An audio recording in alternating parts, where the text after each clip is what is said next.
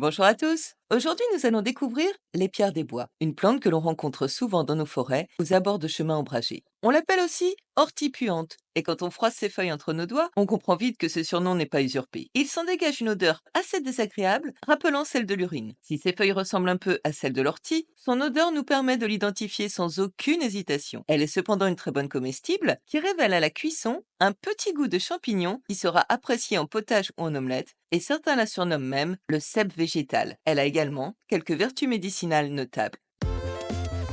Les pierres des bois, Stachys sylvatica, est une plante herbacée vivace appartenant à la famille des Lamiacées. Originaire d'Europe et d'Asie, les pierres des bois poussent dans les sous-bois, les lisières forestières et les prairies humides. Ces tiges sont quadrangulaires, comme toutes les Lamiacées. Elles sont dressées, velues et peuvent atteindre 60 cm à 1 mètre de hauteur. Ces feuilles sont opposées, en forme de cœur à la base et ovale au sommet. Bordées de dents grossières, elles ont un pétiole assez long. Elles ressemblent à celles de l'ortie, mais comme elles dégagent une odeur désagréable lorsqu'elles sont froissées, il n'y a aucune confusion possible. De plus, les pierres de bois n'ont pas de poil urticant. Ces fleurs de couleur pourpre à violet foncé sont regroupées en épidences. Elles possèdent 2 lèvres, la supérieure en forme de casque et l'inférieure divisée en 3 lobes. Les pierres des bois fleurissent de mai à octobre. Le fruit est formé de 4 akènes lisses, situés à la base du calice persistant. Dans l'Antiquité, les anciens Grecs et Romains utilisaient les pierres pour ses propriétés médicinales, notamment pour traiter les troubles gastro-intestinaux, les maux de tête et les blessures. Au Moyen Âge, les pierres des bois étaient utilisées en médecine populaire pour ses propriétés anti-inflammatoires et cicatrisantes. On l'utilisait notamment pour traiter les plaies, les piqûres d'insectes et les inflammations cutanées. Elle était aussi souvent associée à la magie et à la protection contre les esprits malins et les mauvais sorts. On la suspendait parfois au-dessus des portes ou bien on la brûlait pour éloigner les esprits maléfiques. De nos jours, les pierres des bois est principalement utilisée pour ses propriétés médicinales, en particulier pour soulager les troubles digestifs, les inflammations et les affections cutanées.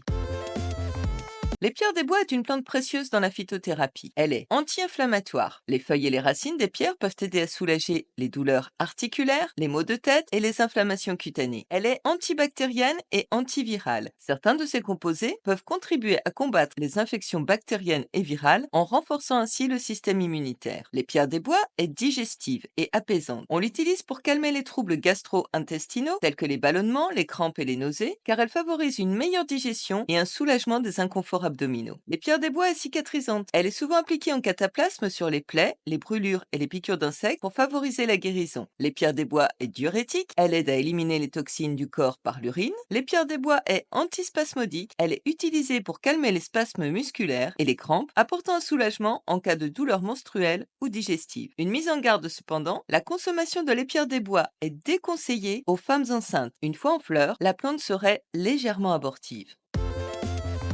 Bien que peu courante en cuisine, les jeunes pousses et les feuilles de l'épierre des bois peuvent être utilisées. Elle donnera un goût de champignon. Les jeunes feuilles et pousses des pierres des bois peuvent être ajoutées crues aux salades pour leur saveur légèrement amère et leur texture veloutée, qui ajoute une touche d'originalité et de fraîcheur. Certains y trouveront une note musquée, là où d'autres y verront plutôt le goût d'une vieille serpillière mouillée. C'est à vous de déterminer de quel côté vous pencherez. On peut par contre cuire ces feuilles en soupe ou comme accompagnement, et à ce moment-là, ce goût particulier disparaîtra complètement pour laisser place à une saveur proche du champignon. Les pierres des bois peut d'ailleurs tout à fait remplacer les champignons dans la confection des terrines ou des pâtés. Les fleurs peuvent servir à décorer les plats. Les feuilles séchées peuvent être utilisées pour préparer des infusions ou des décoctions pour obtenir des boissons thérapeutiques.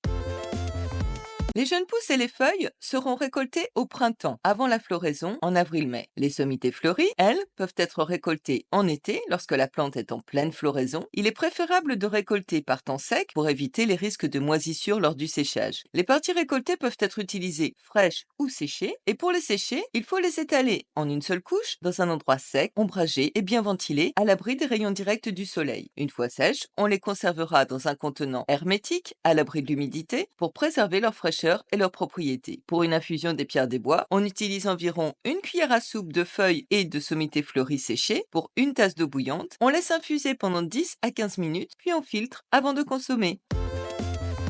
En cosmétique, les extraits des pierres des bois peuvent être utilisés dans les produits de soins de la peau pour leurs propriétés apaisantes, hydratantes et anti-inflammatoires. Des crèmes, des lotions et des onguents à base des pierres peuvent aider à soulager les irritations cutanées, à réduire les rougeurs et à favoriser la cicatrisation des plaies. Au jardin, les pierres des bois peuvent être cultivées comme plantes ornementales dans les plates-bandes ou en pot. Ces épis de fleurs roses attirent les papillons et les pollinisateurs. En artisanat, les tiges séchées des pierres peuvent être utilisées dans la fabrication de couronnes florales, de bouquets séchés ou de décorations naturelles. Leur forme unique et leur texture veloutée en font un matériau polyvalent pour exprimer sa créativité. En teinture naturelle, les pierres des bois produisent des teintes allant du jaune au vert selon les mordants utilisés. Bref, même si les pierres des bois est peu engageante, si l'on s'arrête à l'odeur que ses feuilles dégagent quand on les froisse entre les doigts, elle s'avère être une plante très intéressante, aussi bien en cuisine que pour ses vertus thérapeutiques. De plus, il est quasiment impossible de la confondre avec une autre plante. Ses épis de fleurs rose-violet en font une plante très élégante en pleine nature comme au jardin. Les chasseurs et les cueilleurs de champignons la connaissent bien en général. Quand on ne trouve pas de champignons, on ramène de l'épierre. Je vous invite vraiment à tester sa saveur unique en cuisine avant d'arrêter votre jugement. Et vous m'en direz des nouvelles. À bientôt!